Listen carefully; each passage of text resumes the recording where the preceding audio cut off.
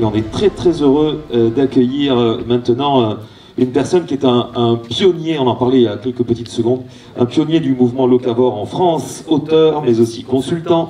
Je lui pose son micro ici. Il est spécialiste de la sécurité alimentaire, expert associé au laboratoire sécurité défense du CNAM, ancien conseiller général de l'Aude et conseiller municipal.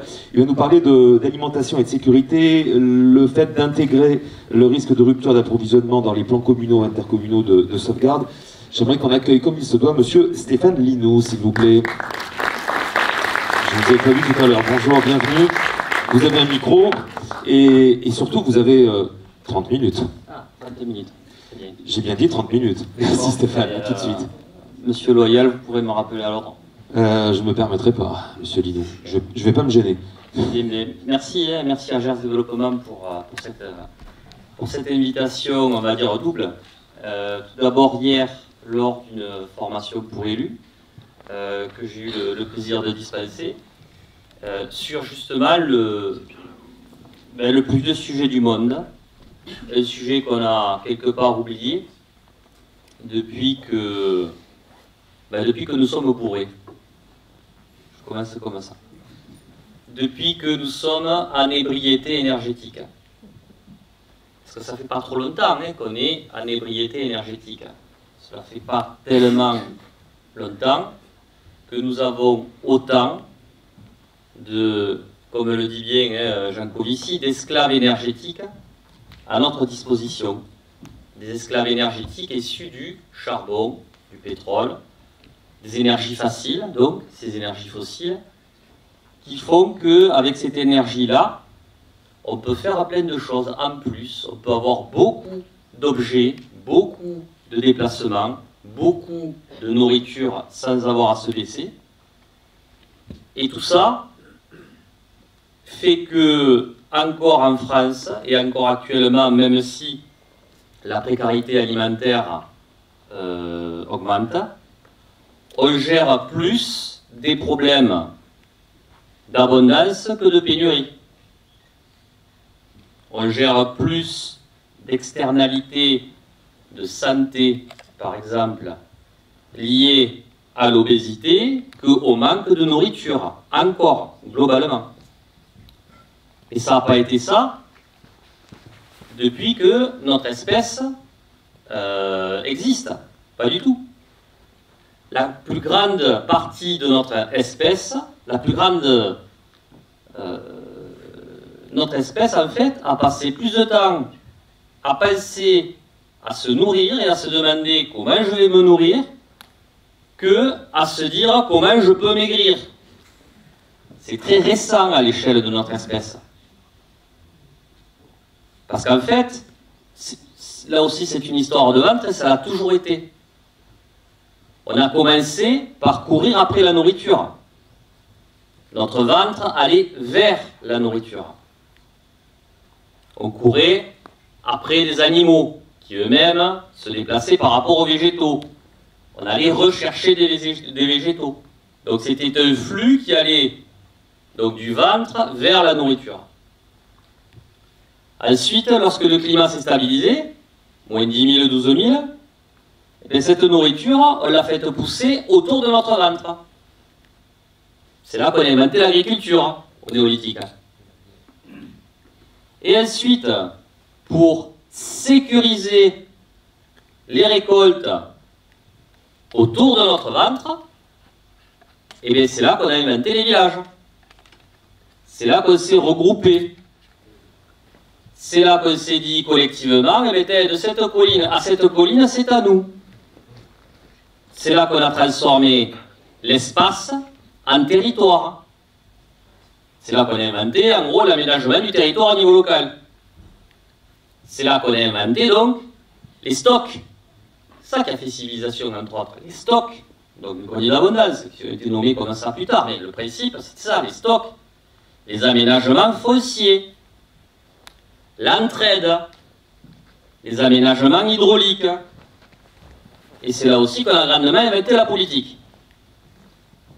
Donc après que notre ventre soit allé vers la nourriture, après qu'on l'ait fait pousser autour de notre ventre, et après qu'on l'ait sécurisé en groupe autour de notre ventre, cette nourriture, Et bien maintenant, c'est la nourriture qui vient à notre ventre. Sans que l'on se questionne sur le comment, sur le jusqu'à quand, sur le est-ce qu'il y a des stocks, sur le est-ce qu'on est maître de tous ces maillons qui composent cette chaîne alimentaire. Et si l'on se questionne et si l'on s'intéresse sur ce sur quoi était basée la légitimité politique des ancêtres des mers, les consuls au Moyen-Âge par exemple, et bien en fait elle était basée sur l'exercice de 4 sécurités. La sécurité extérieure, en fait il fallait se protéger, donc il fallait ériger, entretenir les remparts. La sécurité sanitaire, donc lutter contre les épidémies, mettre en place l'assainissement collectif, tout ça. La sécurité en gros intérieure, avec l'ordre public. Parce qu'avant qu'on invente et fabrique les États-nations, l'ordre public, il était quasi exclusivement géré au niveau local. Et la 4e, c'était la sécurité alimentaire. Il fallait que quoi qu'il arrive, il y ait assez de nourriture dans l'enceinte de la ville. C'est pour ça qu'avait été créée la police des grains et la police de la viande. Police en tant que régulation, en tant que contrôle. Il y avait les stocks. On connaissait les flux. C'était vital. Contrairement à maintenant où on est incapable de cartographier les flux alimentaires. Le foncier était ménager. Maintenant, il est aménagé. Pourquoi il était ménager? Parce qu'il était directement relié à des questions de subsistance qui elles-mêmes étaient reliées à des questions d'ordre public.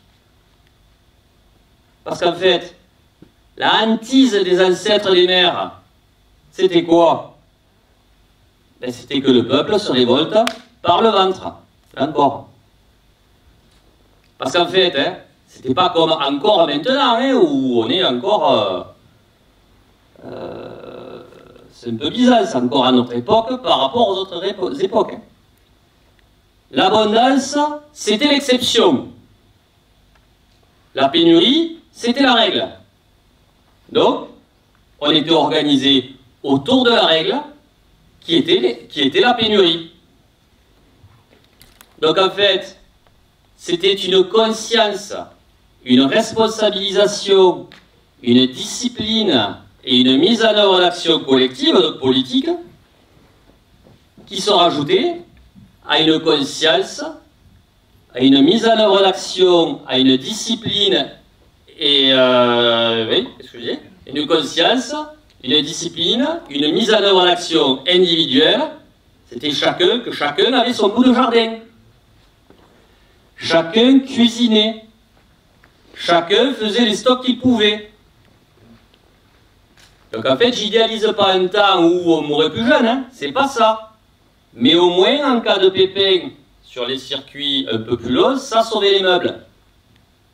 Il y avait en gros, comme quand Windows plante, vous savez, un mode sans échec.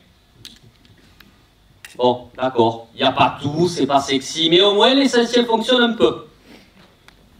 Donc en fait, sur cette question-là, c'était tellement dans les têtes, là, les famines et les pénuries, qu'en fait, chacun faisait sa part. Autant les individus que les collectivités. Et petit à petit, cette question est sortie du champ politique, donc des têtes collectives, mais également des têtes individuelles, pour être actuellement indirectement assumées et assurées par des acteurs privés, que ce soit Leclerc, Carrefour et tout ça, qui n'ont que 2 jours de stock. Donc en fait, c'est extrêmement intéressant et un peu flippant quand même, de voir que le plus vieux sujet du monde, c'est-à-dire le lien entre alimentation et sécurité, est complètement sorti des têtes, des actes, de l'organisation des individus, mais également des collectivités. Puisque si c'était pris en compte par les collectivités locales, cette question-là de nourrir les populations. On en verrait quelques traces dans les documents jusqu'ici de planification territoriale, que sont les cartes communales, les PLU, les SCOT, voilà. Mais non, il n'y a pas d'aménagement alimentaire du territoire. Il n'existe pas. C'est même le contraire, puisqu'on est dans une hyper-spécialisation des territoires. C'est bien le contraire. Il y a un aménagement du territoire pour tout. Les voies d'accès, le haut débit, le maillage des casernes de pompiers, tout ça. Amener l'eau, mais il n'y a pas d'aménagement alimentaire du territoire. C'est issu, là aussi, de quelque chose qui a augmenté les flux, c'est-à-dire donc la découverte des énergies fossiles, charbon, pétrole, qui ont fait que le prix du transport avec ces énergies est devenu inférieur au prix du produit. C'est-à-dire le transport ne coûtait quasiment plus rien. Parce que jusque-là, le prix du transport était presque autant, voire supérieur au prix du produit. Donc en fait, les territoires étaient quelque part, même s'ils avaient quelques spécialités, à forte valeur ajoutée, ils étaient quelque part obligés de faire un peu de tout. Et à partir du moment de l'hyperspécialisation, à partir du moment où le transport a coûté quasiment plus rien, eh bien arrive la théorie des avantages comparatifs de l'économiste David Ricardo qui dit voilà, à partir du moment où le transport ne coûte rien, chaque territoire va se spécialiser sur les productions sur lesquelles il se sent le meilleur. Et dans le même temps, il va pouvoir abandonner les productions sur lesquelles il se sent le moins bon. Donc en fait, c'est comme la clim, ça a été du double flux. Un flux de transport sortant pour envoyer les productions sur lesquelles les territoires se sont concentrés, et un flux entrant, pour faire revenir les productions que les territoires ont décidé d'abandonner. Donc tout ça, ça marche tant que les flux, tant que les transports tiennent. Pour arriver à avoir maintenant une autonomie alimentaire par territoire en moyenne égale à 2%. C'est-à-dire que 98% en moyenne de ce qui compose nos assiettes vient d'autres régions ou d'autres pays. Tout ça, ça marche tant que les transports fonctionnent. Mais avec cette hyper-spécialisation des territoires, et je ne fais pas l'apologie de l'autarcie ni du 100% local, mais il faut voir d'où on part. On part de 2% d'autonomie alimentaire. Donc en fait, avec cette hyper-spécialisation des territoires, eh bien, on a quelque part transformé nos territoires en EHPAD à ciel ouvert. Dans le sens où, contrairement aux personnes qui rentrent en EHPAD où c'est pas choisi, c'est suite à des maladies ou autres, là, c'est dans la joie et dans la bonne humeur que nos territoires se sont volontairement désautonomisés et se sont rendus donc complètement dépendants des perfusions alimentaires telles que nous les vivons actuellement dans tous les territoires. Sur cette question-là, tous les territoires sont cancres là-dessus, tous. Et cela m'amène à me dire, mais aucun territoire n'a un microbiote alimentaire de territoire en état. Vous savez, il y a des microbiotes pour tout. Le sol, la peau, l'intestinal, tout ça. Et là, je me dis, tiens, ça serait intéressant de modéliser, de sortir cette image-là pour identifier dans nos territoires que, sachant que les microbiotes sont des systèmes composés de divers maillons. Mais là, nos microbiotes alimentaires de territoire, que j'appelle composés de 5 maillons, il y a un club des 5, comme dans le microbiote du sol. Et j'interviens régulièrement avec Céline Basset sur le microbiote du sol. Et on fait le parallèle. Et en fait, ce sont des systèmes, le sol et le territoire, des systèmes à qui il manque des maillons. Là, pour le territoire, nous manque le maillon. On a 5, donc 5 maillons. Le maillon des producteurs. Je mets les agriculteurs, mais également les gens qui pourraient cultiver leur jardin. Deuxième maillon, les transformateurs. Je mets la restauration, mais également les gens à la maison qui pourraient cuisiner. Le troisième maillon, les distributeurs, avec qui je mets également la distribution, que je mets également la logistique, qui est un sujet à part entière. Quatrième maillon, les consommateurs, c'est-à-dire qui flèchent ou qui ne souhaitent pas ou qui ne pensent pas à flécher leurs achats vers leurs infrastructures nourricières de proximité. On parle d'éducation, d'information, de sensibilisation du consommateur. Et le cinquième maillon, les prescripteurs. Et là, j'y viens, les collectivités locales, entre autres, qui sont maîtres, entre autres, de la commande publique, mais également de l'aménagement du territoire au niveau local, au niveau de l'affectation des sols, les PLU, SCOT, carte communale, et tout ça.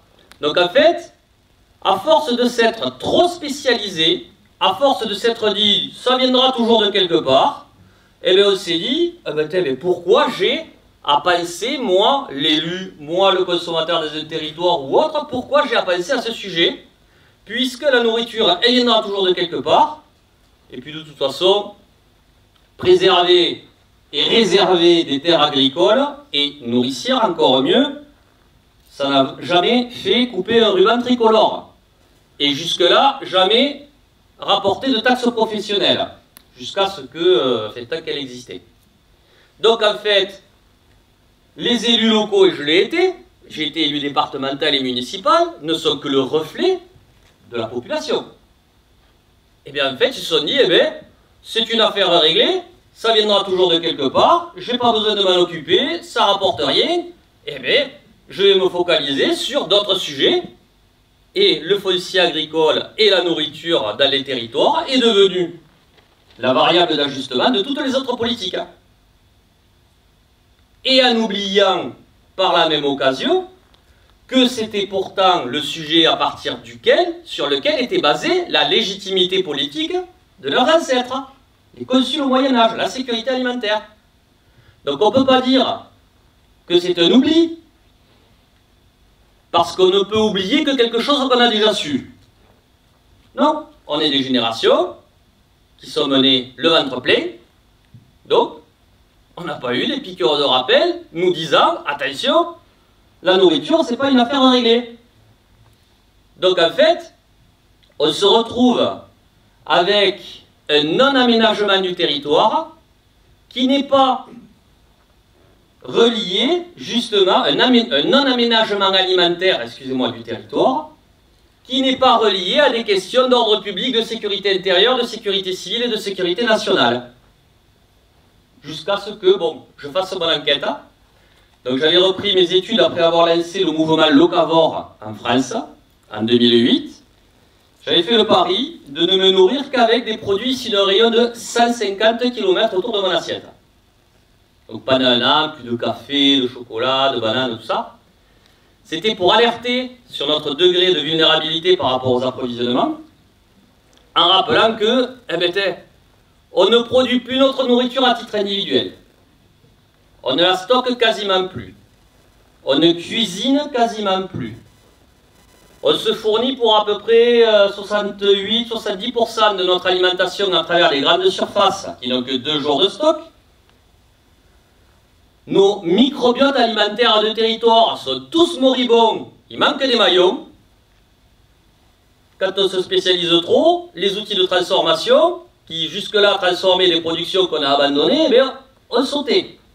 Donc on peut se retrouver au milieu d'un territoire qui produit beaucoup de nourriture, mais ça n'atterrit pas forcément dans l'assiette, puisque les maillons de la transformation, de la distribution et du fléchage ne sont plus là.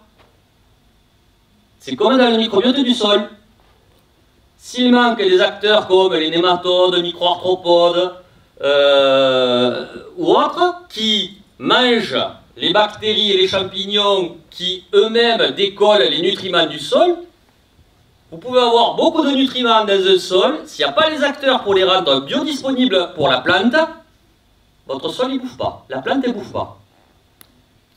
Et bien, c'est exactement pareil au niveau du microbiote alimentaire du territoire. Vous pouvez avoir beaucoup de production alimentaire produite. Si vous n'avez pas les autres maillons capables de rendre disponible cette nourriture jusqu'à l'assiette, les gens ne bouffent pas. C'est exactement les mêmes fonctionnements. Donc des systèmes, et là, des microbiotes, sol et territoire, à qui il manque des maillons, sont des systèmes déséquilibrés. Mais là, on ne voit pas les désordres. Pourquoi? Parce qu'il y a encore des perfusions qui viennent artificiellement de l'extérieur équilibrer tout ça. Mais le jour où on arrête ces perfusions qui équilibrent artificiellement ces systèmes déséquilibrés, et bien là, les désordres arrivent, les pathologies, et pour un territoire, c'est quoi? Puisque pour le sol, c'est érosion, perte de rendement, baisse de la biodiversité, et pour un territoire, une pathologie territoriale, c'est quoi? Trouble à l'ordre public. C'est exactement ça. Donc j'avais répondu,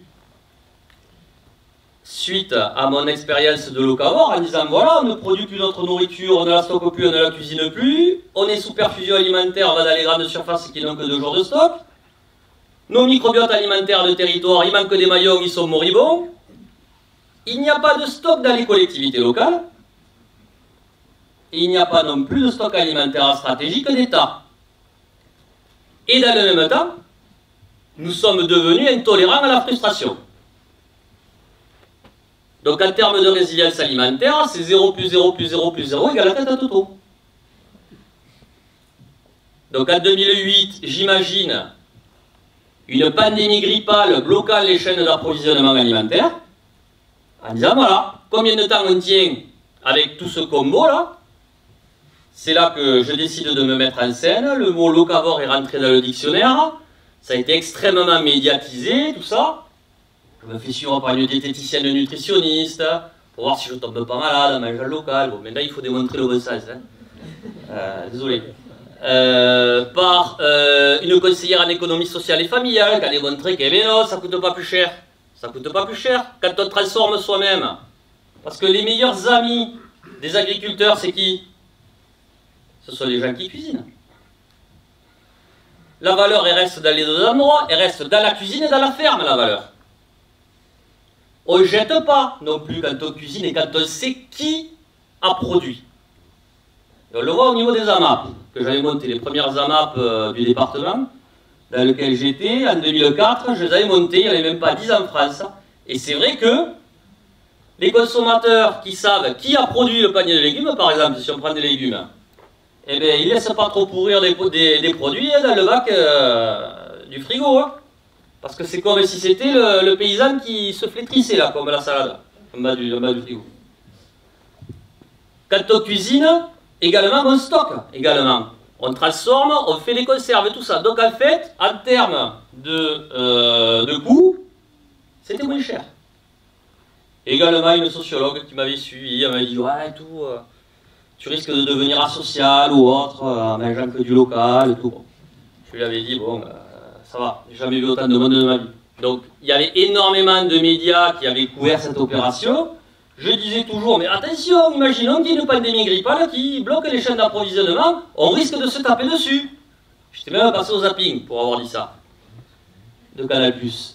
Et bien en fait, tout le monde s'en foutait, tout le monde était intéressé par le comment, c'est-à-dire, est-ce que ça a coûté plus cher? Comment tu as fait pour t'organiser? Est-ce que tu es tombé malade, tout ça. Mais le pourquoi, ça ne crantait pas. Alors que le titre de mon expérience, c'était Mangeons local, d'accord, mais c'était permettre à un territoire et à sa population de se nourrir localement, 2 points, une question d'ordre public. J'ai rien inventé. J'ai tout simplement dépoussiéré le sujet qui était dans les têtes individuelles et collectives depuis qu'on existe jusqu'aux années 60 à peu près. Parce que là, on parle de sobriété à juste titre. Mais pourquoi on parle de sobriété? Parce qu'on est encore en ébriété. Le mot sobriété, nos grands-parents, à mon avis, ils ne le connaissaient pas comme ça. Hein. Si on leur disait, ben, la sobriété, c'est de ne pas jeter. La sobriété, c'est juste prélever ce dont on a besoin, tout ça. Et vous diriez, mais c'est quoi ce terme-là d'universitaire, la sobriété là? C'est quoi, c'est le bon sens? L'oubiaïs, en occitan. L'oubiaïs. Et c'est aussi savoir faire quelque chose de ce que l'on a. L'oubiaïs, aussi. Et c'est là on arrive à l'aspect culturel. La culture, en général, c'est savoir faire quelque chose d'utile avec les ressources qu'on a. Tant au niveau donc alimentaire, vestimentaire, bâtimentaire et tout ça. Le truc, c'est qu'on a perdu le savoir-faire, et je suis très content qu'il y ait eu la Chambre des métiers hier qui ait participé à ma formation pour élus. Le savoir-faire est extrêmement important pour valoriser les ressources. Les métiers de la transformation, l'artisanat, c'est vital. Et l'artisanat, il est aussi à la maison. Donc on a tout un réapprentissage des savoirs, de savoir transformer les ressources autour de soi pour plein de raisons. Et je décide, donc j'ai été élu départemental, ensuite élu municipal, et je voyais que lorsque je voyais les préfets, les gendarmes, les pompiers ou autres, parce que j'étais pompier aussi, je leur disais, voilà, est-ce que pour vous, la non-territorialisation de la production et de la consommation alimentaire, à l'heure où les flux, donc les perfusions alimentaires, sont de plus en plus vulnérables, et avec des populations de plus en plus intolérantes à la frustration, est-ce que pour vous, merci, est-ce que pour vous c'est un sujet? Si oui, qui y réfléchit? Si oui, est-ce qu'il y a des plans? Si oui, qui s'en occupe? Si oui, quand ça a été répété? Et là, je voyais qu'au fur et à mesure que je posais les questions, ça devenait des questions. Et là, je décide donc de reprendre mes études parallèlement à mon travail. Et je fais un master spécialisé en gestion des risques sur les territoires. Et je me dis, tu vas en faire ton sujet de recherche. Donc j'ai repris mon sujet, le Cavor. Et je décide de me faire encadrer par un ancien colonel de Légion et un géographe, un directeur de service d'aménagement du territoire. Et j'ai été cautionné dans cette étude pour prendre la température de ce sujet. Est-ce que dans le monde de la production alimentaire, on pense au risque et à la sécurité? Est-ce que dans le monde des risques et de la sécurité, on pense à la production alimentaire? Et est-ce que dans le monde de la gouvernance, on comprend la question? Donc j'avais posé ce sujet dans un article que j'avais rédigé dans la revue spécialisée dans les risques, la revue Préventique, intitulée donc Qui veille au grain, et d'ailleurs que les greniers d'abondance ont repris pour leur deuxième ouvrage extrêmement intéressant. Et je leur ai dit, voilà, qu'est-ce que vous pensez de ce scénario? Alors j'avais pas pris une pandémie grippale ce coup-ci, sur les chaînes d'approvisionnement. J'avais pris un autre scénario, mais un autre virus, une cyberattaque venant d'Ukraine, sur la chaîne d'approvisionnement alimentaire. Et c'était, est-ce qu'une cyberattaque sur la supply chain de l'alimentation, c'est en 2018, est-ce qu'une cyberattaque sur la chaîne de l'alimentation serait de nature à provoquer des troubles à l'ordre public? Est-ce qu'il y a des plans? Existe-t-il des plans de continuité alimentaire territorialisés? Et j'ai eu des résultats impressionnants en nombre, en qualité, et aussi parce que la division du renseignement de la gendarmerie nationale avait cautionné mon étude et m'avait ouvert des portes, et la zone de défense et de sécurité de Paris également, qui se rajoutait donc à l'ancien colonel de Légion et au géographe, pour l'aspect encadrement pédagogique. Et là, qu'est-ce qu'on m'a répondu? Ah ben ouais, en effet, oui, effectivement, il y aurait des troubles à l'ordre public, car il y a extrêmement peu de plateformes de groupage et dégroupage de distribution. La production alimentaire et la consommation alimentaire ne sont pas articulées, car approvisionnement alimentaire et production alimentaire, c'est deux mondes différents. Deux mondes différents. Il n'y a pas de plan de continuité alimentaire dans les territoires. Les infrastructures nourricières territorialisées n'existent plus. Il manque des maillons, il n'y a plus de connexion. Et entre-temps, c'est vrai, les populations sont devenues intolérantes à la frustration. Tout ça relayé par les médias sociaux ou par les chaînes d'information continue, trouble à l'ordre public. Car oui, effectivement, notre continuum sécurité-défense serait impacté. Le vigile de supermarché serait débordé, qui ferait appel à la police municipale qui serait débordée, qui ferait appel à la police nationale qui serait débordée, qui ferait appel à la gendarmerie nationale qui serait débordée, et qui ferait appel au reste de l'armée qui serait affaibli. Donc ce continuum marche comme un rhéostat. Chaque maillon supplée l'autre lorsqu'il est saturé.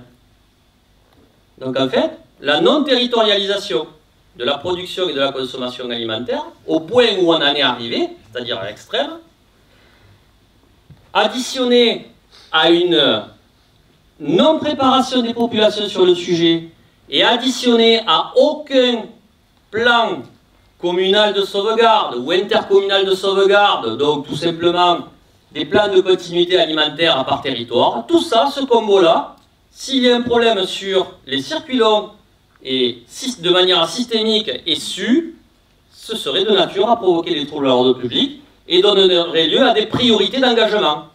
Les priorités d'engagement, c'est tout simplement, on s'occupe de qui avec les moyens qu'on a. Donc en fait, ça fait une vingtaine d'années que je propose, justement pour limiter ou éviter la saturation de nos infrastructures de sécurité, de mettre en place des mesures barrières alimentaires et territorialisées. On l'a vu pendant le Covid. On nous a dit il faut mettre en place des mesures barrières sanitaires pour limiter ou éviter la saturation de nos infrastructures de santé. Là, la logique est la même. Et c'est là que le Girondin peut soulager le régalier. C'est-à-dire que les collectivités locales, à travers les projets alimentaires territoriaux musclés, les plans climat, air et énergie territoriaux musclés, les plans locaux d'urbanisme, les SCOT, les cartes communales avec cette thématique-là, eh bien en fait, prépareraient les populations et créeraient et remuscleraient quelque part ces microbiotes alimentaires de territoire, qui sont actuellement moribonds. Mais pour arriver à ça, il y a un outil qui existe déjà et qu'il suffit d'enrichir, et il y en a qui ont commencé à le faire, c'est l'objet de mes formations, et vous en avez un maire dans la salle qui va parler tout à l'heure. On peut amener cette thématique-là dans les plans communaux et les plans intercommunaux de sauvegarde, puisque, suite à mes travaux, et la sénatrice de la Haute-Garonne avait questionné le ministre de l'Intérieur en 2019, qui lui a répondu, oui, effectivement, c'est un risque majeur, le risque de rupture d'approvisionnement alimentaire. Eh bien, ok, puisque c'est un risque majeur, maintenant, reconnu, officiel, on n'était pas au PMU, on était au Palais du Luxembourg, eh bien, on va enrichir les plans communaux de sauvegarde avec ce sujet-là. C'est légal. Il y en a déjà plusieurs en France. Une fois que c'est voté, qu'est-ce qu'on met? Des mesures de prévention et des mesures de protection. C'est tout simplement des choses que les territoires font déjà, mais pas avec l'emballage qu'il faut peut-être.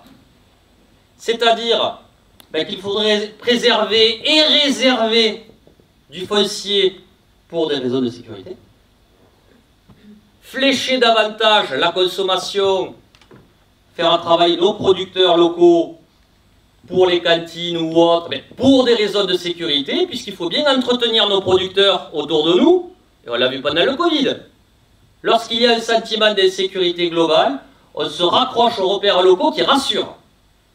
Et là, vous avez vu, les agriculteurs, en 2 heures, ils sont devenus terriblement sexy. Après, qu'on a la chanson de Nougaro, Paris, mais, au déconfinement, chacun est rentré chez son automobile. Mais ça a été un signal très intéressant. Pour des raisons également de sécurité, eh bien, il faudrait réapprendre aux gens à cuisiner et à flécher leurs achats. Pour des raisons de sécurité, également, on pourrait prioriser les financements pour les outils de transformation et tout ça. Donc en fait, des choses qui se font déjà dans le cadre des projets alimentaires territoriaux, des plans climat ou autres, là, emballé avec les risques, c'est un vrai sujet, et bien du coup, ça passe en haut de la pile.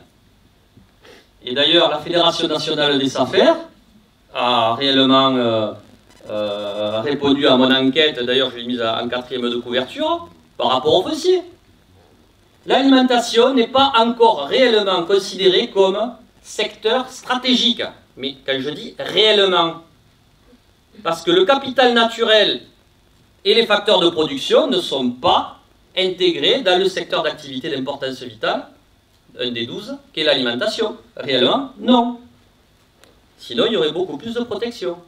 Il y aurait beaucoup plus d'exceptions au code des marchés publics, par exemple. Donc en fait, c'est tout simplement prendre le plus vieux sujet du monde comme il le mérite, c'est-à-dire quelque chose directement relié à l'ordre public. Alors l'ordre public, ouais, ça fait peur et tout ça, mais il y a des moyens d'agir là-dessus à travers des outils de sécurité civile. Ça existe. Donc voilà, donc c'était pour amener un peu ce sujet, sachant que, aussi, je le vois dans le cadre de mes formations, on me dit, ouais, le climat, la démographie, l'énergie, la perte de biodiversité, tout ça, c'est compliqué. Oui, effectivement, c'est compliqué et tout est imbriqué. Oui. Et par où je commence? Eh bien, on va parler de simplexité. La simplexité, c'est tout simplement rendre simple et compréhensible et visible des choses très imbriquées. Et on a la chance, avec l'alimentation, d'avoir un sujet que tout le monde comprend et qui a une influence sur tous les autres sujets si on le traite. Donc c'est pour ça que faire parler l'assiette, et comme je le fais dans le cadre de mes défis locavores bas carbone, où les personnes doivent réaliser un repas de fête local, chic et pas cher et bas carbone avec des limites, moins de 51 km, moins de 9,50 € par personne, coût matière, c'est un repas de fête, mais correctement payé au producteur, et bas carbone, moins de 1,6 kg, c'est tout simplement le budget carbone qu'on est censé respecter, si l'on veut respecter les accords de Paris sur le climat, pour l'alimentation. Vous savez le truc en 2015 qu'on a signé, mais que personne n'est venu expliquer. Et bien là, il faut passer, pour moi, du concret pour arriver à la théorie. Parce qu'on part trop, à mon avis, des gros enjeux, des dispositifs, de la planification, si jamais il y a, ce serait bien qu'il y en ait, mais pour arriver peut-être au concret, alors que là, on pourrait d'abord partir du concret pour faire parler l'assiette, et du coup on voit le fil de l'économie, de l'écologie, du lien social, de la sécurité, de l'aménagement du territoire, de la santé, du pouvoir d'achat, du climat. Donc je pense que, et je propose, et je fais donc parler l'assiette, pour, c'est comme un peu comme les petits débrouillards, ils ont cette philosophie, c'est de faire pour comprendre, pour agir. Et je pense que l'alimentation et l'assiette, c'est le cheval de Troie idéal pour faire comprendre et agir sur tout le reste. Et je le répète, c'est pas l'autarcie. Parce qu'il va continuer à falloir exporter certaines productions, également pour des raisons de sécurité, dans d'autres pays. Mais il y a, à mon avis, 3 échelles de sécurité à traiter par l'alimentation, le micro-local, le territorial et l'international. Donc, je pense qu'il y a de la place pour tout, mais c'est l'heure. Il va falloir manger. Voilà. Merci Stéphane Milou. Merci infiniment.